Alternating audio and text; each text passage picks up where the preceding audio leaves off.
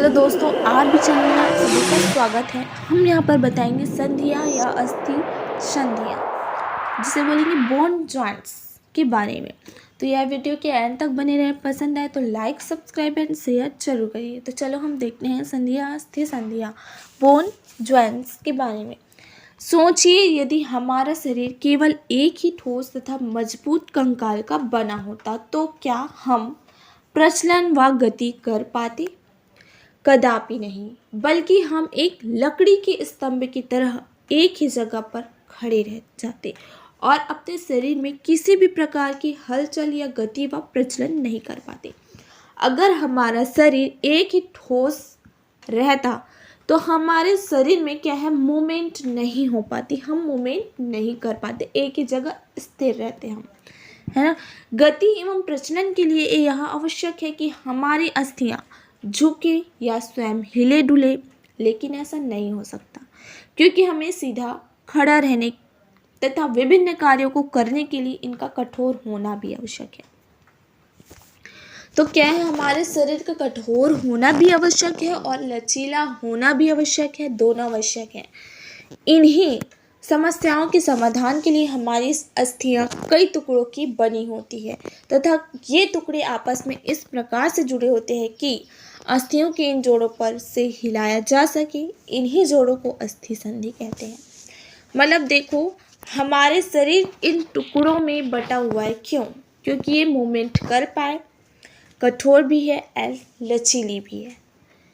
जिस जगह से कठोर होनी चाहिए उस जगह से कठोर है और जिस जगह से हमारे शरीर में लचीला होना चाहिए उस जगह से लचीला है, जिससे कि हमारे शरीर में मूवमेंट भी होता है और हम खड़े भी हो पाते हैं, अन्यथा नहीं हो पाते। हमारे शरीर की जो अस्थि है, हड्डी है, वो अगर टुकड़ों में नहीं बटी होती तो हम शायद ही खड़े हो, मतलब बैठ पाते, उठ पाते या चल पाते। सिर्फ हम खड़े रहते या बैठे के बैठे रहते, मूवमेंट नहीं कर पाते हमारा शरीर जो है। अर्थात वह स्थान जिस पर दो या दो से अधिक अस्थियां मिलती है अस्थि संधि कहलाती है। दूसरे शब्दों में, जहाँ पर दो या अधिक अस्थियां आपस में इस प्रकार मिले कि उनमें गति हो सके, वह स्थान अस्थि संधि कहलाती है। मतलब कि ऐसा संधि जिससे कि हमारे शरीर में मूवमेंट हो सके, गति हो सके, उसे हम स्थान अस्थि संधि कहते हैं, जो कि एक स्थान से दूसरे स्थान में जा सके, कार्य कर सके। ठीक है, तो ये समझ आ गया होगा कि अस्थि संधि कहते हैं किसे और स्थान अस्थि संधि किसे कहते हैं। ओके, तो क्या है, गति की प्रकृति के आधार पर अस्थि संधियां निम्नलिखित 3 प्रकार की होती है।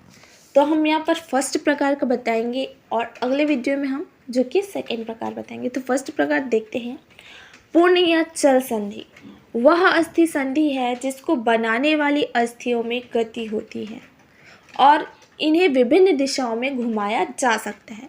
इस अस्थि संधि को बनाने वाली अस्थियों के सिरों पर उपास्थि की एक पतली परत पाई जाती है जिसे संधि उपास्थि कहते हैं। दोनों संधि उपास्थियों के बीच एक गुहा स्थित होता है जिसे संधि गुहा कहते हैं। इस गुहा के चारों तरफ एक पतली झिल्ली सिनोवियल झिल्ली पाई जाती है। इस झिल्ली के मध्य में सिनोवियल द्रव नामक एक पतला द्रव भरा रहता है। इस प्रकार संधि स्थान पर स्थित गुहा द्रव तथा झिल्ली को एक साथ सिनोवियल संपुट कहते हैं।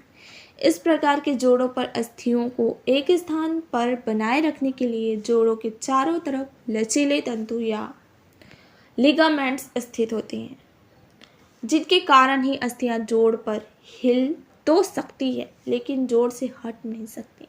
मतलब कहीं कहीं इन पर जोड़े बनाकर हमारे जो हड्डियों को है मिला हुआ है, हमारी अस्थियां बनी हुई हैं, जिससे कि वहाँ पर से मूवमेंट हो सके, इस प्रकार से बनाएंगे।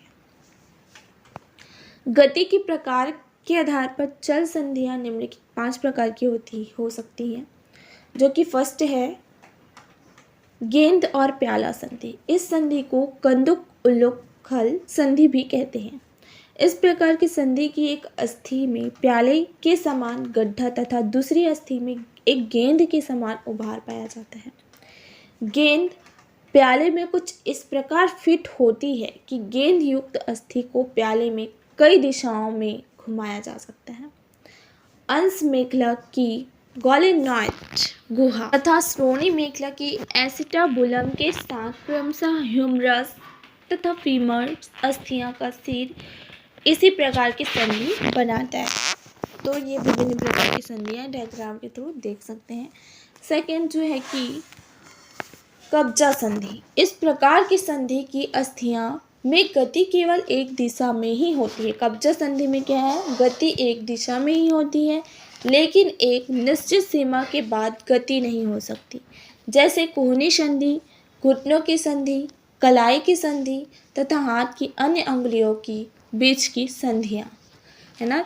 तो यहाँ इस जगह पर हमारे जो है मूवमेंट होते हैं, हमारे जो है अस्थियां जुड़ी हुई है, अटैच्ड हुई हुई है, जिससे कि इस जगह हमारा मोड़ने का मूवमेंट हो सकता है, मोड़ सकते हैं, घुमा सकते हैं इन जगहों पर से। तो कौन कौन से हैं, कोहनी है, घुटना है, कलाई है और हाथ की अंगुलियां है, जिसको हम ऐसा मोड़ सकते हैं ऐसा, ठीक है। तो अगला है जो कि तीसरा है प्रसर या फिसलन संधि। इस प्रकार की संधि में स्थित अस्थियां एक दूसरे के ऊपर एक निश्चित सीमा तक सभी दिशाओं में फिसल सकती हैं, लेकिन ये मोड़ नहीं सकती। कशेरुकी जंतुओं की कशेरुकाओं के प्री तथा पोस्ट जाइको क्या है जाइगोपोफाइसिस के बीच इस प्रकार की संधियां पाई जाती है। रेडियस या तथा अल्ना अस्थियां भी इसी प्रकार की संधि बनाती है। अगला जो कि है चौथा धुरी संधि। इस प्रकार की संधि में एक अस्थि में एक नुकीले उभार पाया जाता है तथा दूसरी अस्थि में इस उभार के लिए गड्ढा पाया जाता है। पहली अस्थि के उभार के साथ दूसरी का गड्ढा इस प्रकार फिट होता है कि उसे उभार पर धुरी के समान घुमाया जा सकता है। स्तनियों की दूसरी कशेरुका के ओडोटाइड प्रवर्त और एटलस के बीच इसी प्रकार का जोड़ पाया जाता है, जिससे सिर को घुमाया जा सकता है या घुमाया जाता है। अगला एंड लास्ट जो कि है 5 सैडल संधि। वह संधि जिसमें एक अस्थि का उभार दूसरी अस्थि के गड्ढे में घूमता तो है, लेकिन ठीक से नहीं घूम पाता। हमारे अंगूठे की कर्पल्स तथा मेटाकर्पल्स में इसी प्रकार की संधि पाई जाती है। तो ये जो है कि फर्स्ट के पूर्ण या चल संधि के इतने प्रकार थे, जो कि 5 प्रकार थे। अब सेकंड जो कि है सेकंड वीडियो में बताएंगे।